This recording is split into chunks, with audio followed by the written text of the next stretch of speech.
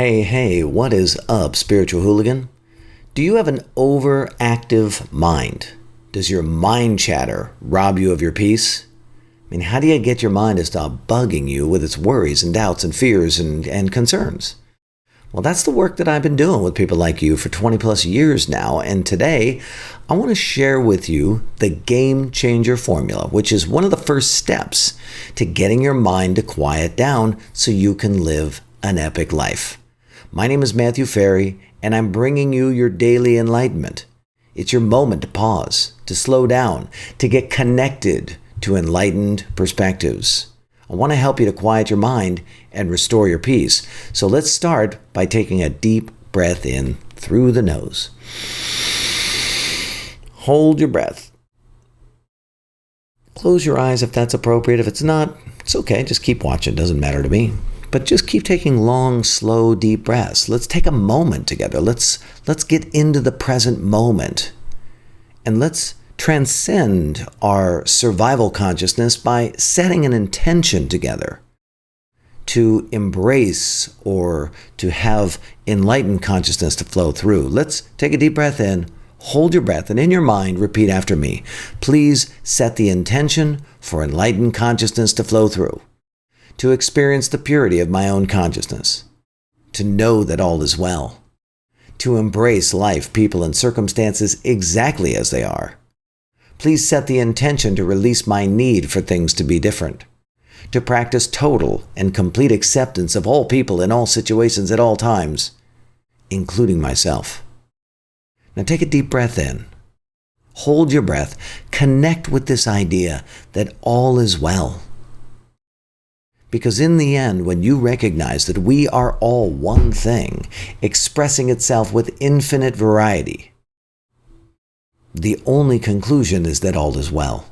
That everything that you are, everything you see, everything you experience is nothing more than a manifestation of that energy and information that is pervasive throughout the entire universe, that is self-organizing into the subatomic particles, the atoms, the molecules, the cells. Everything that you are is the result of some kind of self-organizing energy and information.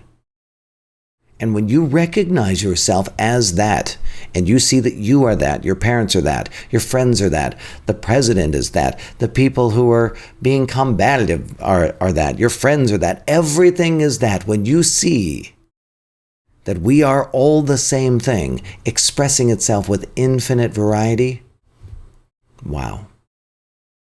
Peace. All is well. So you can have peace of mind. And you can feel calm in the middle of all the chaos of life. You could be at the dinner table.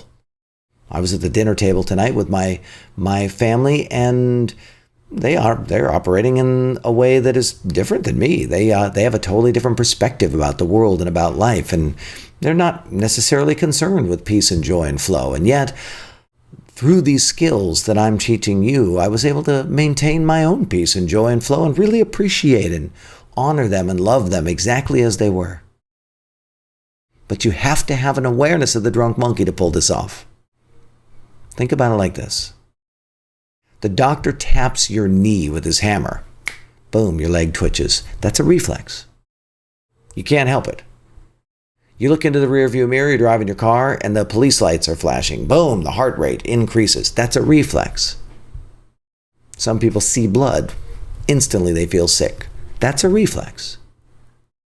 To get you to comply with its biological motives, the drunk monkey uses what I call unconscious reflexes. The drunk monkey, all that unwanted, uninvited chatting in your head, that stuff that you don't ask for, the judging, the assessing, the evaluating, the fretting, the worrying, the doubts, the fears, they're all some expression of an unconscious reflex. So the dictionary defines unconscious as a part of the mind that is inaccessible to the conscious mind, but can affect behavior and emotions. And then a reflex is defined as an action that is performed as a response to a stimulus and without conscious thought. the unconscious reflex of the drunk monkey, this has been taking you out your entire life. It has been causing you to go into reaction and fret and doubt and fear and uncertainty and all this. Let's just list off the negative emotions. The recognition of the unconscious reflexes, for me, is the result of studying the survival mind now for decades.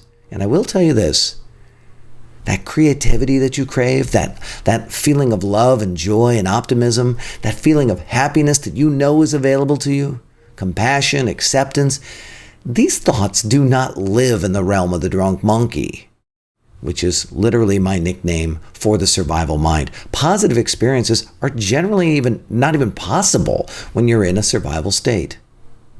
And it is vital that you see this dynamic as we explore the unconscious reflexes of the drunk monkey and the hidden motives to survive that trigger them into action. The key here to getting this thing to go quiet in your head is awareness. When you see the drunk monkey for what it is, it loses its grip on your attention. When you stop paying attention to the drunk monkey, you begin to remove its ability to influence you. Its underlying motivation starts to disappear. And you feel peace, and you feel flow, and you feel joy. Because that's what's left when the mind is not bugging you anymore. When the mind is not bugging you, you are literally free from the worry and the doubt and the fear and the concerns, because that's what the mind is. Underneath the morass of unwanted thoughts is a very simple state of joy. It's not too high, it's not too low, it's pretty even. But awareness is the key. And I call my formula for gaining awareness the game changer formula. So it goes like this, and you've heard me talk about it in the past. Awareness makes you flexible, which reveals new options, and those options give you the power to change, to do something different. Now, when you have options, essentially you have freedom. Options give you power. Now, you probably know this actually from the opposite, because when you have no options, you feel powerless. So awareness changes the game. It changes the game from unconscious to conscious. It changes the game from survival mind to thriving mind. It changes the game from defense to offense. Awareness. When you see that you are the one holding the gun, shooting yourself in the foot, you suddenly have the option of putting the gun down. Awareness was the key. Because before, you actually just thought it was somebody else, or you thought it was the world. You were blaming the world. My foot, it hurts. It's bleeding all the time. I have a hole in my foot. You didn't realize that it was you pulling the trigger over and over and over and over. But with awareness, you see that it's you. And the moment you see that it is you, the freedom. Because now you get to choose. Before it was unconscious. So what I want to do is I want to take you through a simple awareness exercise of the 6 unconscious reflexes that I address in my book, Quiet Mind, Epic Life. Let's talk about the first one, forecasting the negative. What an amazing thing that the mind does. It is in this perpetual state of trying to figure out what's going to happen, forecast the future, and then adjust your life to fit with it. And we need to celebrate this. It's so beautiful. It's such a wonderful thing that the mind is doing, except when it is forecasting in a situation that has multiple possibilities depending on what you put in, right? You could, let's just pretend I'm going to call someone and I'm going to make a request for some reason. The mind's natural default is to figure out all the ways that they're going to say no, or they're not going to help, or that's going to reject them, or blah, blah, blah. The mind defaults to the negative. So this forecasting ability is phenomenal. It's an amazing thing, and you want to use it to your advantage, but you want to catch the drunk monkey forecasting the negative. The second one is the desire to fit in. The desire to fit in is so powerful, so compelling. We will manipulate ourselves. We will change ourselves. We will accept things that are degrading to us in a desire to get other people to appreciate and like us. And that actually is very valuable in terms of tribal phenomenon, right? You will get ahead in life in general by figuring out how to get people to like you. But here's the thing that you need to know. The most powerful possible thing you can do is be completely yourself. But the drunk monkey will convince you that being yourself is dangerous and that you have to change and adjust yourself to fit with the pack. But typically someone like you, if you're watching this, if you're listening to this, someone like you, come on. You fitting into the pack is actually a huge downgrade.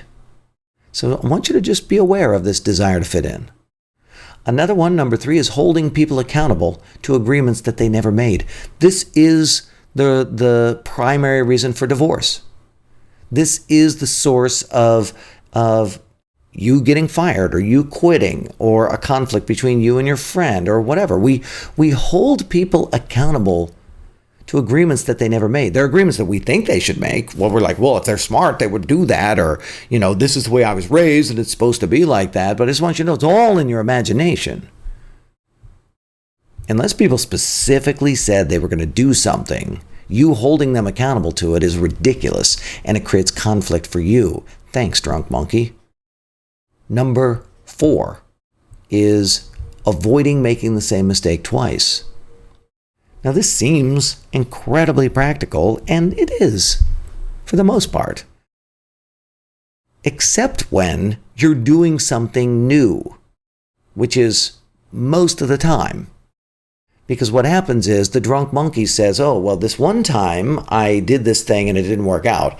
And I'm doing this new thing, and they're kind of the same. It creates a generalization. And so this one might not work out too. And it uses its estimating ability to try and figure out the way to have things work out. The only problem is that the estimating is almost always based on the past, and the past is almost always distorted by all kinds of fears and distortions and generalizations. And the truth of the matter is the things that you're going after today are actually different. And even though they might be exactly the same, you're different, the world's different, people are different, so the activity might be the same, but all these other things have changed, and you've got to be able to see, you got to pierce through the drunk monkey's fear that you're going to make the same mistake twice if you're going to get that worry, that doubt, that fear to go away so you can be at peace in the situation. Here's another one. Following rules that don't exist. We follow rules that degrade us. We've never examined the rules, but we follow them. And in the following of those rules and the degrading experience that we have, our mind gets fired up and starts chatting. So the mind itself, the drunk monkey, says, we have to do this. This is the way we do it. It doesn't examine why. It doesn't even know why. It was conditioned. It's cultural, whatever, right? Then you're following the rule that you have to follow because the drunk monkey said, but the rule itself makes you feel like crap. And when you're following rules that don't exist and you feel like crap, your mind starts talking because feeling like crap means that you are in a survival state. When you feel bad, essentially there's a signal that is being sent to the body that says, we are in a compromised state. We got to figure out what to do. And now you've lost your peace. Now the mind is in a survival state. How about this one? Avoiding failure. This is an unconscious reflex of the drunk monkey. And the truth is, there is no actual failure. There's outcomes that happen, there's situations that occur, there's results that get produced, but it only becomes a failure when you declare that you're done, when you're not willing to go any farther. But the drunk monkey will say, ooh, I don't want to fail, I don't want to look bad, I don't want to be embarrassed, I don't want to write all of that stuff. It's in the realm of avoiding making the same mistake twice. And you literally don't take the actions that would ultimately create that alignment inside of you where you are able to feel completely fulfilled doing the things that you appreciate and love and want to do and desire. And then finally, the last one is having opinions on everything. The drunk monkey in your head has an opinion on everything, including things it knows nothing about. And when you have opinions on everything, what happens is you create conflict. In fact, opinions are the source of suffering. They're literally arbitrary. You made them up. They're just points of view. And your point of view can so often put you into conflict with your environment, with the people, with the situation, even within yourself. Like, I shouldn't be doing that. Oh yeah? Okay. Who says? You want to be just really, really on high alert for should, shouldn't, have to, must, need to. These automatically put you into a survival state. So there you go. Let me repeat them back, and then I have a question for you, okay? So forecasting the negative, desire to fit in, holding others accountable to agreements they never made, avoiding making the same mistake twice, following rules that don't exist, avoiding failure, having opinions on everything. Awareness makes you flexible, which reveals new options, and that gives you the power to make the changes that you want in life. So here's my question. Which one of the unconscious reflexes of the drunk monkey has been robbing you of your peace of mind? Which one of the unconscious reflexes do you want to start working on so that you're no longer burdened by the insanity of the drunk monkey? Leave it in the comments for me. I want to hear from you. I want to hear what's going on with you. I'd love to be in communication. My name is Matthew Ferry, author of Quiet Mind, Epic Life. And I want you to make sure that you like this video, and will you share this video with other spiritual hooligans, please? And leave me a comment. These are the things that tell YouTube, hey, this is a video worth sharing. This is a video that we should get out to the other people. So it helps me, but it also helps the world. So thank you for doing that. Thank you for joining me in that. Now, if you dig the things that I say, hit the subscribe button. Also hit the little bell button. That way you'll get little alerts when I make new videos. And I encourage you to engage me in the comments. Let's talk. Let's chat about what it is that you are thinking or what's robbing you of your peace. Let me be of service and support to you. Finally, consider joining us over in the Spiritual Hooligans Facebook group. Whole bunch of us over there in the world just like you. We're all communing. We're all talking. I'll put the link down below for you to check it out. Thanks again for tuning in to this daily enlightenment.